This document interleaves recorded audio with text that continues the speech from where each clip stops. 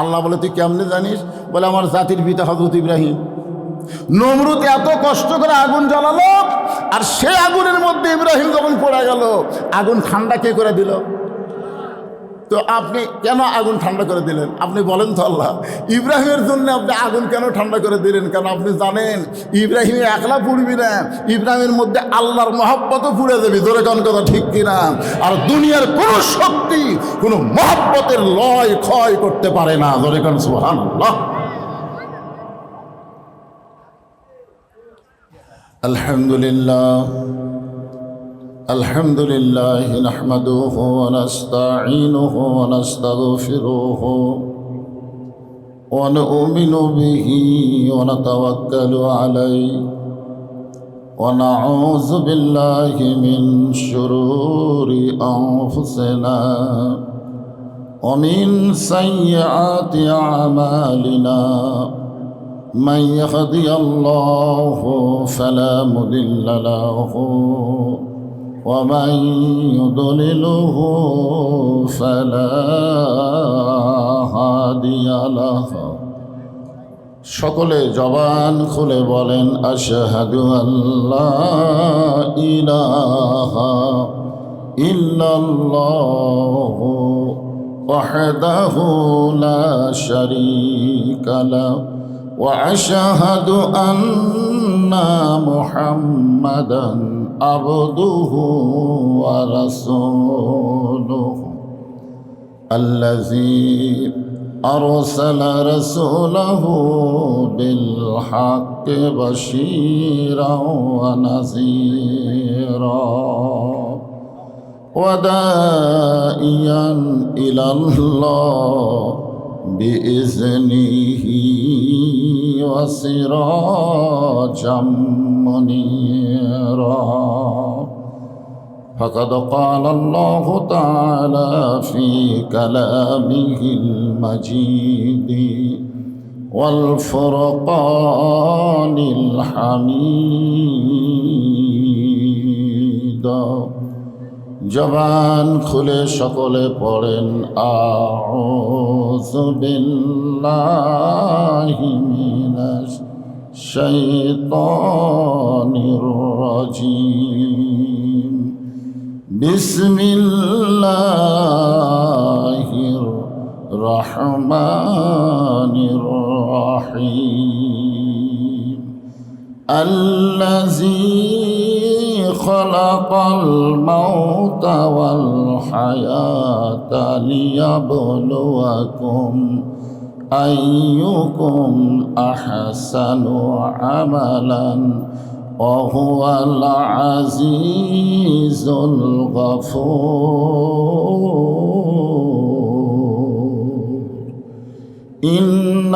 ইন্নাল্লাহা ওয়া মালাইকাতাহু ইউসাল্লুনা আলান নবী ইয়া আইয়ুহাল্লাযীনা আমানু সাল্লু আলাইহি ওয়া সাল্লিমু তাসলিমা।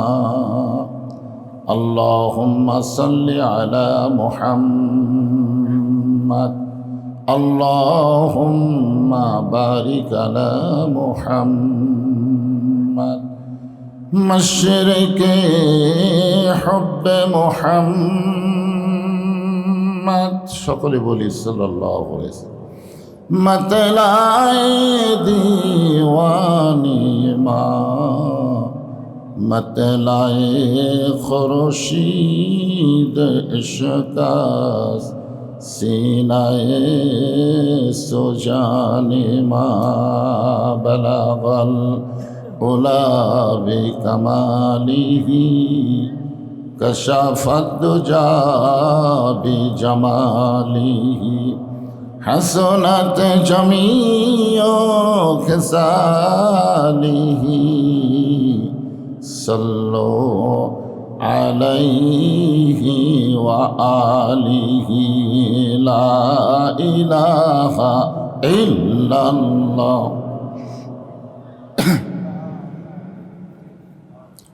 মৃত্যুর সময় শেষ বাক্য যদি এটা হয়, আল্লাহ রাসূল বলেছেন কোনো ব্যক্তি সারা জীবন যদি পাপ করে আর মৃত্যুর সময় তার জবানে যদি জারি থাকে লা ইলাহা ইল্লাল্লাহ, শুধুমাত্র এই জিকির জবানে জারি থাকার কারণে আল্লাহ তার জীবনের সব গুনাহ মাফ করে দেয়।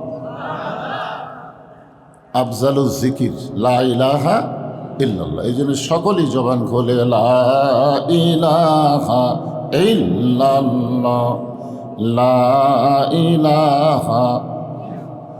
মরণের কালে বুঝিতে পারিবা, কবরে গেলে বুঝিতে পারিবা, এই কলেমার কত গুণ। লা ইলাহা ইল্লাল্লাহ বলরে মুমিনগণ, লা ইলাহা। চাঁদ সূরজ আর গ্রহ তারা আল্লাহ নামের পাগল পারা। চাঁদ সূরজ আর গ্রহ তারা আল্লাহ নামের পাগল পারা। আমার আল্লাহ নামের এতই দয়া,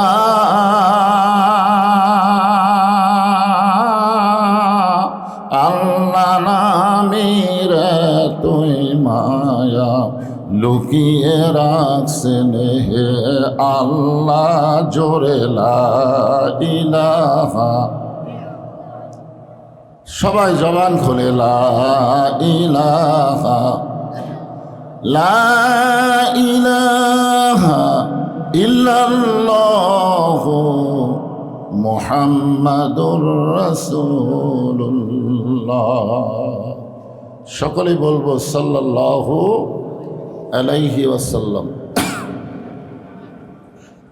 কুজাগাড়ি রফাতুল্লাহ নুরানি হাফিজিয়া মাদ্রাসা কমিটি কর্তৃক আয়োজিত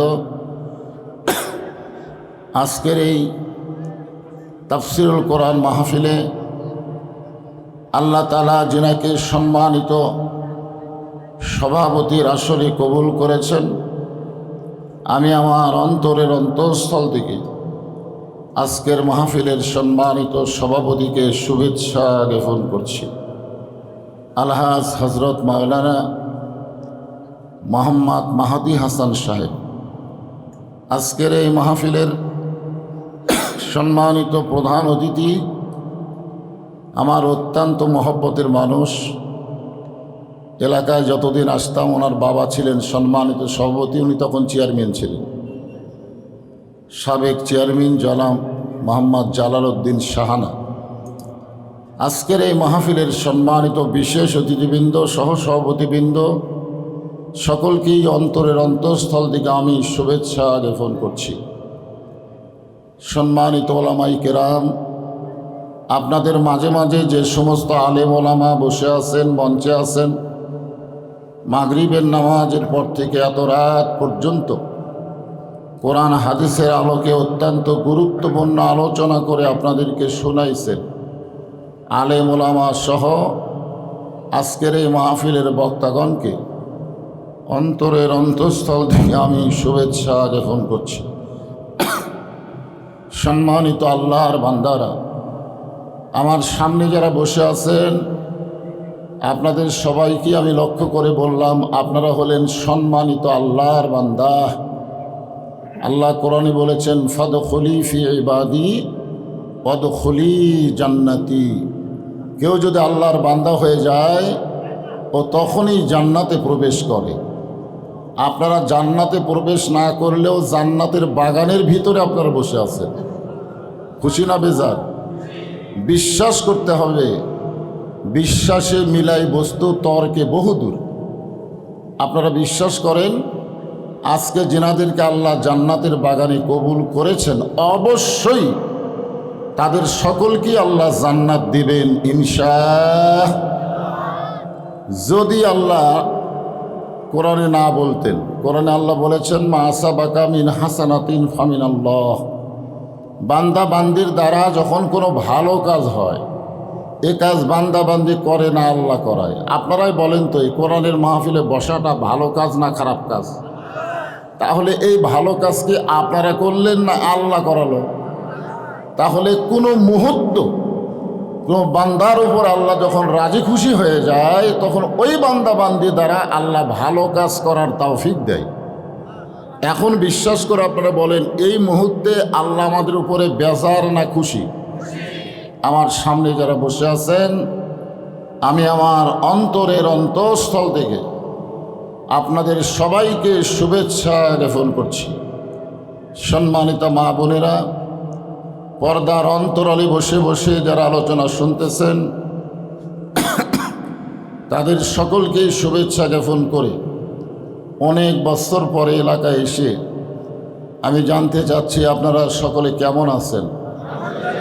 আলহামদুলিল্লাহ রব্বিল আলামিন।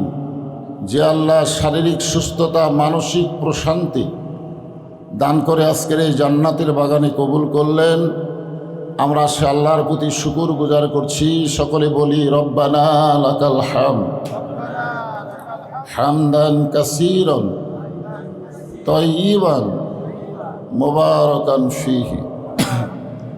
একজন ভাই বললেন, হুজুর আপনি কেমন আছেন? মাঝখান থেকে বললেন। আসলে আমার ওয়াজের 43 বছর বয়স চলতেছে। 43 বছর খালি ওয়াজেরই বয়স। আমি কোনো দিনও টেজে এসে বলিনি যে আমি অসুস্থ, কোনো দিনও বলিনি। কিন্তু আজকে হঠাৎ আমি অসুস্থ হয়ে গেছি, হঠাৎ। সব কার ইচ্ছা।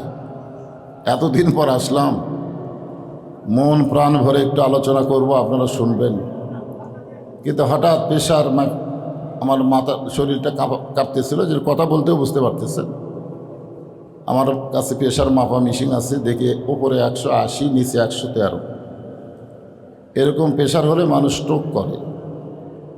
তো সঙ্গে সঙ্গে একটা বড়ি খেয়ে আমি কিছুক্ষণ বিশ্রাম করার পরে প্রেশারটা কমতেছে না। যাই হোক, আপনারা যদি দোয়া করেন, আল্লাহ রহম যদি করে, তাহলে অবশ্যই ইনশাল্লাহ আল্লাহ সুস্থ করে দিবেন। আল্লাহ তাআলা আমাদের সকলকে কোরআনের মাহফিলে কবুল করেছেন। মনে বড় কষ্ট, আজকে গোটা পৃথিবীতে মাত্র 90 লক্ষ ইহুদি আর 250 কোটি মুসলমান। 250 কোটি মুসলমান যদি পেশাব করে দেয়, 90 লক্ষ ইহুদি ভাসে যাবে। জোরে কোন ঠিক কিনা? অথচ আজকে সেই ইহুদিরা আমাদের মুসলমানের উপরে ফিলিস্তিনে যে নির্যাতন করতেছে, কুল্লু মুসলিমুন ইখওয়াহ, হাদিসের ব্যাখ্যায় বলা হয়েছে পৃথিবীর সমস্ত মুসলমান একটা দেহের মতো। দেহের কোনো জায়গায় আঘাত লাগলে যেমন কষ্ট পাওয়া যায়, পৃথিবীর যেখানেই মুসলমানদেরকে হত্যা করা হোক, নির্যাতন করা হোক, অবশ্যই আমাদের কষ্ট হয়। জোরে কোন ঠিক কিনা? গতকাল থেকে ভারতেও শুরু হয়ে গেছে। গতকাল থেকে ভারতেও মুসলমানদেরকে নির্যাতন করতেছে। মুসলমানদের মাথার টুপি খুলে নিচ্ছে, দাড়ি কামা দিচ্ছে, এমনকি ভুরু পর্যন্ত চেঁচে দিচ্ছে। এত নির্যাতন করতেছে আমাদের প্রতিবেশী ভারত মুসলমানের উপরে। যাই হোক, এরকম করুণ পরিস্থিতিতে আমি আপনাদের সামনে পবিত্র কোরআনের সূরা মুলকের একটা আয়াত তেলাওয়াত করেছি। এটাকে সামনে নিয়ে আজকের আলোচনা হবে। আল্লাহ রাসূল বলেছেন, আমার পরে, আলোচনা শুরু হয়ে গেল, মনোযোগ দিয়ে শুনবেন। আমার পরে কেউ যদি নবী হতো, লাউ কানা উমর। আল্লাহ রাসূল বলেছেন, আমার পরে কেউ যদি নবী হতো, আল্লাহ উমরকে নবী বানাই দিত। সুবহানাল্লাহ বলেন। আল্লাহ রাসূল বলেছেন, মা কানা মুহাম্মাদুন আবা আহাদিম মির রিজালিকুম ওয়ালাকিন রাসূলুল্লাহি ওয়া খাতামান নাবিয়্যিন।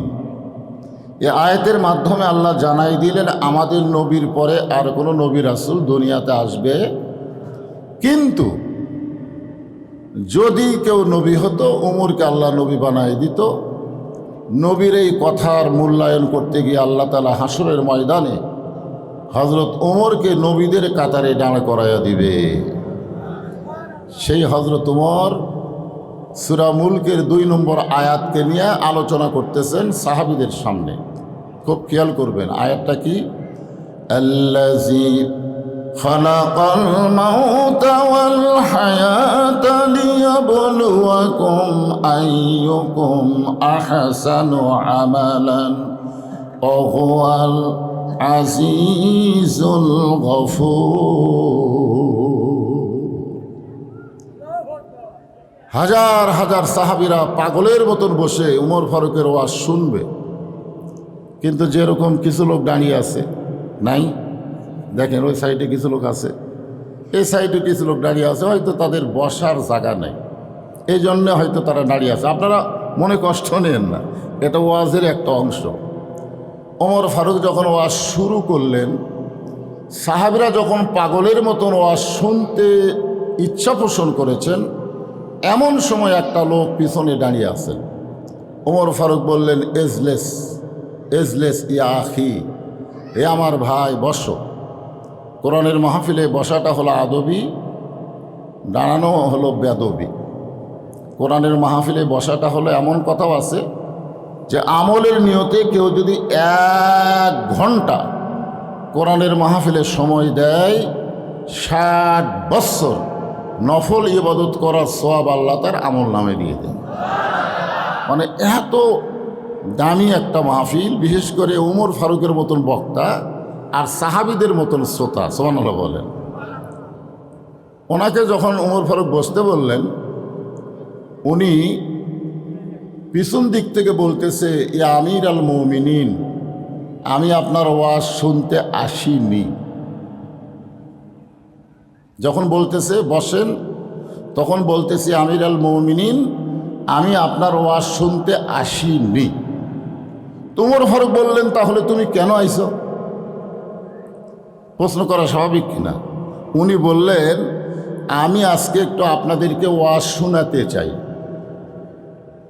চিন্তা করে দেখেন, পিছনে একজন সাহাবী দাঁড়িয়ে আছে, সে বলতেছে, আমি ওয়াজ শুনতে আসিনি, আমি আপনাদেরকে ওয়াজ শোনাতে চাই। সমস্ত সাহাবীরা তো খেপে গেছে, কিন্তু আল্লাহর কোরআনের শাসন যখন দুনিয়াতে চালু থাকে, তখন প্রত্যেকটা মানুষকে কথা বলার অধিকার দিতে হবে। জোরে কোন ঠিক কি না? অথচ গত 15 বছর মানুষ সব কথাই বলেছে, কিন্তু কোরআনের হক কথা বলতে দেয়নি। জোরে কোন কথা ঠিক কিনা? আমি কিন্তু হাসিনার সময়ে হাসিনাকে ভয় করিনি, আমি ডাইরেক্ট না বললেও অ্যাঙ্গেলে ডোজ দিয়ে গেছি। জোরে কোন কথা ঠিক কিনা? এমনভাবে কথা বলেছি, ওরা পরে কলিজায় আঘাত পাইছে, ঠিক কিনা বলেন? যার কারণে আব্দুল জলিলের বেটা যখন এমপি হলো আপনাকে নওগাঁর, আর একজন চেয়ারম্যান হুবুদুল্লাহ, চেয়ারম্যান পাগলা পাগলা ভাব, ঠিক কিনা বলে? ওরা এখন আসে না গেছে আল্লাহ ভালো জানে। আমাদের বগুড়ার অবস্থা খুবই করুণ। বগুড়াতে অনুবীক্ষণ যন্ত্র দিয়ে খুঁজলেও একটা আওয়ামী লীগ পাওয়া যাবে না। আল্লাহ যে কোন জায়গা তৈরি করে রাখছে আল্লাহ ভালো জানে, আল্লাহ ভালো জানে। তো যাই হোক, ওনারা কিন্তু আছে, সাইজ মতো আছে, আবার সাইজ মতো বের হবে যদি আমরা সুযোগ দিই, ঠিক কিনা বলেন? হ্যাঁ, খুব খেয়াল করেন। ওমর ফারুক বললেন, তুমি চলে আসো আমার কাছে। যে লোকটা পিছনে দাঁড়িয়ে আছে, ওনাকে ওমর ফারুক বললেন, তুমি আমার কাছে চলে আসো। প্রত্যেকটা সাহাবী নড়ে চড়ে মাঝখানে রাস্তা করে দিলেন। সুবহানাল্লাহ বলেন। লোকটা যখন উমর ফারুকের কাছে আসলেন, উমর ফারুক তার পরিচয় শুনতে চাইলেন, যে তুমি যে আমাদের ওয়াজ শোনাবা, তুমি কি দাওরা পাস না টাইটেল পাস? তুমি কি কোরআনের হাফেজ না হাদিসের হাফেজ? এগুলো পরিচয় শুনতে চাইলেন না, উনি শুনতে চাইলেন তোমার পরিচয় কি। তিনি বললেন, মিল্লাতা আবিকুম ইব্রাহিম ওয়া সাম্মাকুমুল মুসলিমিন। আমার পরিচয় হলো আমার জাতির পিতা ইব্রাহিম, আর তিনি আমার নাম রেখেছে মুসলমান। জোরে কান সুবহানাল্লাহ। ওমর ফারুক চমকে উঠছে, ওমর ফারুকই চমকে উঠছে যে বেটা পরিচয় এমনভাবে দিল যেখানের আঙ্গুল দেওয়ার মতন কোনো সুযোগ নাই। জোরে কান ঠিক কিনা? কি পরিচয় দিছে? নিজের ইচ্ছায় না আল্লাহর কোরআন দিয়া? ওমর ফারুক বললেন, তুমি আমার ভাই, কি ওয়াজ করবে? আমরা সকলে মিলে তোমার ওয়াজ শুনতে চাই। তখন তিনি বললেন, আমার ওয়াজটা হলো ইন্নী উহিব্বুল ফিতনাহ ইকরাহুল হক ওয়া আশহাদু মা লাম আরাহ। আমার ওয়াজটা খুবই সহজ। আমি ফিতনাকে মহব্বত করি, আমি হককে পছন্দ করি না, আর আমি না দেখা জিনিসের সাক্ষী দিই। আপনারা বলেন ফিতনা সম্পর্কে রাসূল কি বলেছেন? আল ফিতনাতু আশাদ্দু মিনাল কাতল। ফিতনা হলো কতলের চাইতেও মারাত্মক গুনাহ। আল ফিতনাতু আশাদ্দু মিনাল জিনা। ফিতনা হলো জিনার চাইতেও খারাপ পাপ। আর লোকটা 1 নম্বর ওয়াজ করছে আমি ফিতনাকে মহব্বত করি, ইন্নী উহিব্বুল ফিতনা, আমি ফিতনাকে মহব্বত করি। 2 নম্বর ওয়াজ করেছে ইকরাহুল হক, আমি হককে পছন্দ করি না। অথচ আল্লাহ বলেছেন ওয়াতাওয়াসাউ বিল হক কুল জাল হক ওয়া যাহাকাল বাতিল ইন্নাল বাতিলা কানা যাহুকা। অথচ লোকটা বলে আমি হককে পছন্দ করি না। আর 3 নম্বর ওয়াজ হলো আশহাদু মা লাম আরা, আমি না দেখা জিনিসের সাক্ষী দেই। 72 সালে জন্ম নিয়ে বলেছে সাইদি যুদ্ধ অপরাধী। বিচারক জিজ্ঞাসা করেছে তোর জন্ম কখন? কয় 72-এ।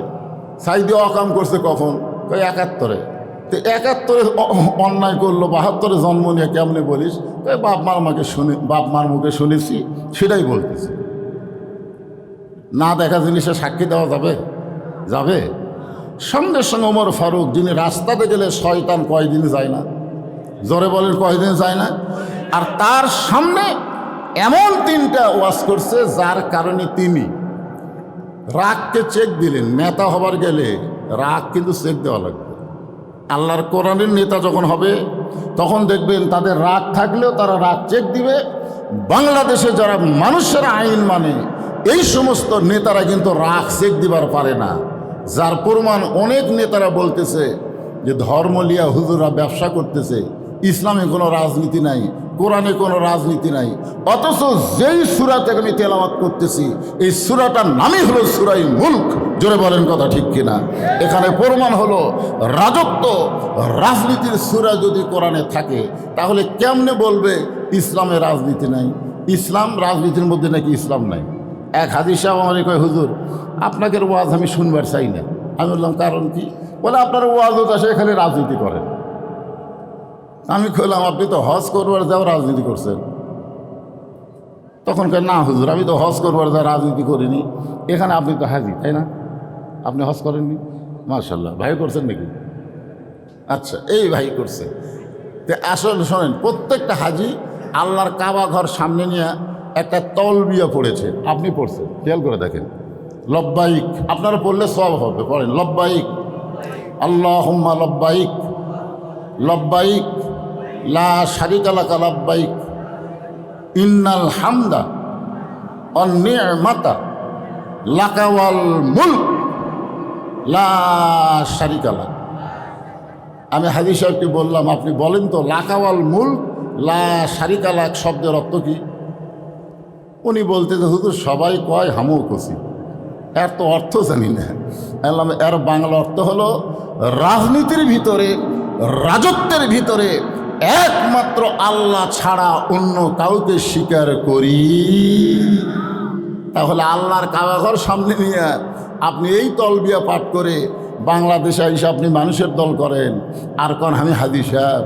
হাজী সাহেব আপনার উচ্চারণ হতে পারে, কিন্তু যতক্ষণ আল্লাহর দল না করবেন ততক্ষণ হজ কবুল হবে না। জোরে কোন কথা ঠিক কিনা? মুসলমান কথা বলা লাগবে। খালি কথা বন্ধ রাখার জন্যে হাসিনা ইচ্ছা মতো কাম সারছে। 15 বছর বিএনপি কুটিয়ে আসলো, খুঁজে পাওয়া যায়নি। জামাত ইসলাম কোন জায়গাতে আসলো অনুবীক্ষণ দিয়েও দেখা যায়নি। অনলাইনে মিটিং করছে, প্রত্যেকটা অফিস আদালতে চাবি লাগাছে, তালা লাগাছে। জোরে কোন কথা ঠিক কিনা? কিন্তু 24-এ 5ই আগস্ট আমাদের ছাত্র জনতা জীবন দিল, যার কারণে ফ্যাসিস্ট মুক্ত হলো। এই মুহূর্তে আমরা জোর গলায় কথা যদি না বলি আবার অন্যায় আমাদের মাথার উপরে চেপে বসবে। জোরে কোন কথা ঠিক কি না? আজকে ফিলিস্তিনের উপর অন্যায় হচ্ছে, অথচ পাশি সব মুসলিম কান্ট্রি, একটা মুসলিম কান্ট্রি আওয়াজ করতেছে না। যার কারণেই ইসরায়েলের অন্যায়ভাবে ইহুদির বাচ্চারা মুসলমানদের হত্যা করতেছে। জোরে কোন কথা ঠিক কি না? তাহলে একবার যদি মুসলমানেরা বলে ফিলিস্তিন মুসলমানের উপর অন্যায় বন্ধ না করলে, হত্যা বন্ধ না করলে আমরা তেল পৃথিবীর কোনো রাষ্ট্রে দেব না। 1 ঘন্টার মধ্যে হত্যা বন্ধ হবে। জোরে কোন কথা ঠিক কি না? কিন্তু না, কথা কয় না। আপনারা কি সেই তালে আছেন? একটু কথা বলা লাগবে। হ্যাঁ, খালি কথা বলে না। 550 টাকার গোস্ত পরের হাটে নিবে গেছে 600 টাকা। কে রে, গত হাটে 550, আজকে আবার 600। পরের হাটে গেছে 650। পরের হাটে জামাই আইছে, শাশুড়ি বলতেছে আজকে 2 কেজি গোস্ত নিয়ে আসো। ওই এখন চিন্তা করছে 650, 1350, 1500 টাকা নিয়ে যায়। বলতেছে ভাই 2 কেজি গোস্ত দাও। গোস্ত দেওয়ার পরে যখন টাকা দিছে, কষায় 100 টাকা ফেরত দিছে। কে রে ভাই? কয় না 700। তখন চিন্তা করতেছে 550, 600, 650, আজ আবার 700। এভাবে যদি বাড়তেই থাকে তাহলে কি করা যায়? ওই আস্তে করে গোস্তের টোপলাটা থুয়ে ওখানে কষায় দাও আছিল, খপ করে নিছে। ওই যে দাও থাকে না গোস্ত কাটার, দাওটা নিয়ে যার উপরে গোস্ত কাটে খাটাত মারছে লাত্তি। লাত্তি মারা কষার ঘাড়ের ওপর দাও ধরে বলতেছে এখন বল কত করে কেজি? কষায় বলতেছে আপনি যা দিবেন আপনার কাছে কোনো দরদাম নেই। তার মানে বোঝা গেল অন্যায় অবশ্যই আমাদের কাছে আসবে না যদি আমাদের জবান ঠিক থাকে। জোরে কোন কথা ঠিক কি না? হ্যাঁ, জবান দিয়েছে আল্লাহ, আল্লাহর জন্য জবানকে খুলতেই হবে। মুসলমান একটু মনোযোগ দিয়ে শুনবেন। ওমর ফারুক বললেন, ভাইজান তুমি যে ওয়াজটা করেছো এইটা ইসলামে না জায়েজ, এমন ওয়াজ মুসলমান কোনোদিন করতে পারে না। অথচ মমতাজ হাসিনার সামনে ওয়াজ করলো। মমতাজ নাম শুনছেন? কার সামনে? হাসিনার সামনে ওয়াজ করলো। আগে করো রে মন আখেরের কাজ, ধ্যান যোগে হয় দিলের নামাজ। ও তোমার পাঞ্জে জানা নামাজ পড়া লাগবে না। ওরে শরীয়তের মৌলানা চোখ 2টা করলা কানা। কোরআন হলো 90 পারা, তোমরা খুঁজা পাইলা না। জোরে কন নাউজুবিল্লাহ। কোরআন কয় পারা? জোরে বলেন কয় পারা? অথচ সংসদে এতগুলো মানুষ, কেউ কোনো কথা বলল না। মুসলমান যে 3টা ওয়াজ করেছো এগুলো ওয়াজ ইসলামে জায়েজ নাই। ওই মুসলমান বেদুইন সাহাবি বলতেছে, আমিরুল মুমিনিন আমি যে 3টা ওয়াজ করেছি আপনারা বুঝতেই পারেননি। আপনারা বলেন তো ফিলিস্তিনে মুসলমান মরতেছে না জান্নাতি হচ্ছে? প্রতিদিন আমরা বলি আজকে 50 জন মারা গেল, আজকে 60 জন মারা গেল। আপনারা বুঝতেই পারেন নাই ইহুদিরা যাদেরকে হত্যা করতেছে ওদের দেহ থাকতেছে দুনিয়ায়, আর ভিতরের প্রাণ পাখি জান্নাতের ইল্লিন নামক বাগানে ঘুরতেছে। জোরে কোন কথা ঠিক কি না? আল্লাহ কোরআনে বলেন, ওয়ালা তাকুলু লিমান ইউকতালু ফি সাবিলিল্লাহি আমওয়াতুন বাল আহইয়াউ ওয়ালাকিন লা তাশউরুন।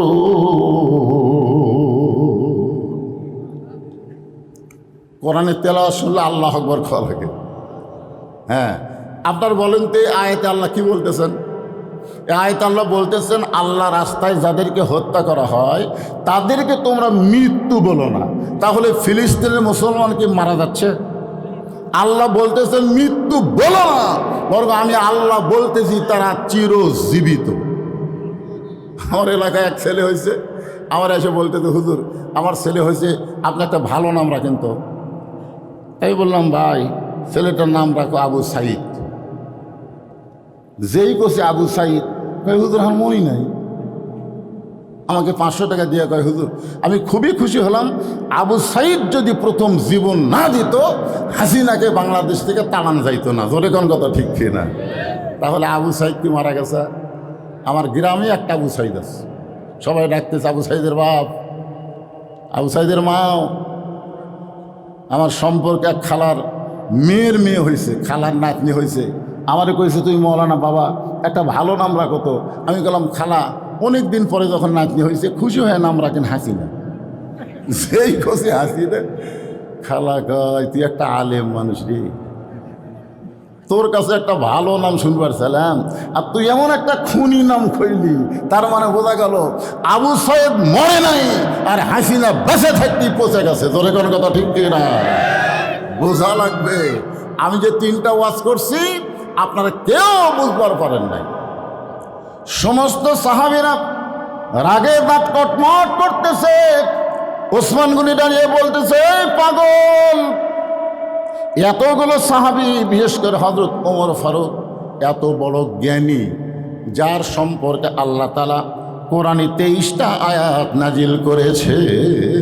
সুবহানাল্লাহ, নাজিল করছে 23টা আয়াত আল্লাহ উমরের সম্মানে শানে নাজিল করেছে। আর তুই বলিস আপনারা বুঝতে পারেন নাই। উমর ফারুক দেখলেন সমস্ত সাহাবীরা যে খেপা খেপছে, এখন যদি এদের মধ্যে ছেড়ে দেওয়া হয় তাহলে গণ ধলাই দিবে। ধরে কোন কি ধলাই, আর গণ ধলাই মানে কি বাঁচা থাকার চান্স আছে? ওমর ফারুক হিকমত অবলম্বন করে ওই বেদুইন সাহাবীকে কারাগারে বন্দী করলেন। কারাগারে বন্দী করলেন। যিনি 3টা খারাপ ওয়াজ করেছে তাকে কারাগারে বন্দী করলেন। এশার নামাজ পড়ে হযরত ওমর যখন বাড়িতে গেলেন, আল্লাহ রাসূল বলেছেন, এশার নামাজ আদায় করার পরে তোমরা বেশি লম্বা সময় নষ্ট করবা না। এশার পরে খাওয়া দাওয়া করে তোমরা ঘুমিয়ে যাবে, কারণ ফজরের জামাত আর তাহাজ্জুদের মহব্বত বিশাল 2টা ইবাদত রাতের বেলায় তোমাদের অপেক্ষায় আছে। সুবহানাল্লাহ বলেন। একটা হলো তাহাজ্জুদের মহব্বত আর ফজরের ইবাদত। তাহাজ্জুদ কিন্তু ইবাদত না, তাহাজ্জুদ কি? মহব্বত। জোরে বলেন, তাহাজ্জুদ কি? আপনারা বলেন তো, মহব্বতের ব্যাখ্যা আর ইবাদতের ব্যাখ্যা কি? ইবাদতের ব্যাখ্যা হলো ইবাদতের বিনিময়ে মানুষ জান্নাত চায়। মানুষ কি চায়? জান্নাত চায়। আর মহব্বতের ব্যাখ্যা হলো মহব্বতের বিনিময়ে মানুষ আল্লাহ চায়। আপনারা বলেন তো কোনটা ভালো, আল্লাহ পাওয়া ভালো না জান্নাত পাওয়া ভালো? বুঝতে পারতেছেন? জান্নাত পাইলে আবার আল্লাহর কি দরকার? এক বান্দা আছে তাহাজ্জুদের মহব্বতের সেজদায়, আল্লাহ ডাকতে বলে, তুই যতই সেজদা দে আর যতই নামাজ পড় তোর ঠিকানা হলো জাহান্নাম। যতই নামাজ পড় তোর ঠিকানা জাহান্নাম। ও তখন মাথা তুলে বলতেছে আলহামদুলিল্লাহ। আল্লাহ কয়, কে রে পাগল, তোকে জাহান্নামের কথা কইলাম, তুই আলহামদুলিল্লাহ বলিস? আল্লাহ তুমি তাও আমাকে একটা জায়গা দিলে, আমি এতদিন মনে করতাম আমার জায়গাই নেই, তুমি তো আমাকে জাহান্নাম দিলে, তাও জনগণকে বলতে পারবো জাহান্নামত আমার জায়গা আছে রে। আল্লাহ কয়, পাগলা, জাহান্নামে গেলে তুই পুড়ে যাবি, তোর কষ্ট হবে। মহব্বতের পাগল বলতেছে, আল্লাহ তুমি কি মনে করছো জাহান্নামে তুমি একলা যাব? আল্লাহ কয়, তোর সঙ্গে জাহান্নামত কে যাবে? আগে যখন তারেক জিয়া বগুড়া আসতো তখন বগুড়ার ছেলেরা মিছিল করত, তারেক জিয়া যেখানে আমরা আছি সেখানে, তারেক জিয়া জেলখানায় এক চামচার মিছিল নেই। পাগল চিল্লায় বলে, আল্লাহ তুমি নজর করে দেখো আমার কলিজার মধ্যে তোমার মহব্বত। আল্লাহ বলে, পাগল শোনে নে, আমার মহব্বত যদি কারো কলিজার মধ্যে থাকে, সে যদি জাহান্নামেও যায় আমি জাহান্নামকেও জান্নাত বানায়া দিব। লোকটা বলতেছে, আমি জানি তো। আল্লাহ বলে, তুই কেমনে জানিস? বলে, আমার জাতির পিতা হযরত ইব্রাহিম, নমরুদ এত কষ্ট করে আগুন জ্বালালো, আর সে আগুনের মধ্যে ইব্রাহিম যখন পড়ে গেল, আগুন ঠান্ডা কে করে দিল? তো আপনি কেন আগুন ঠান্ডা করে দিলেন? আপনি বলেন তো আল্লাহ, ইব্রাহিমের জন্য আপনি আগুন কেন ঠান্ডা করে দিলেন? কেন আপনি জানেন ইব্রাহিম একলা পুড়বি না, ইব্রাহিমের মধ্যে আল্লাহর মহব্বতও পুড়ে যাবে। ধরে কোন কথা ঠিক কিনা? আর দুনিয়ার কোনো শক্তি কোনো মহব্বতের লয় ক্ষয় করতে পারে না। ধরে কোন সুবহানাল্লাহ।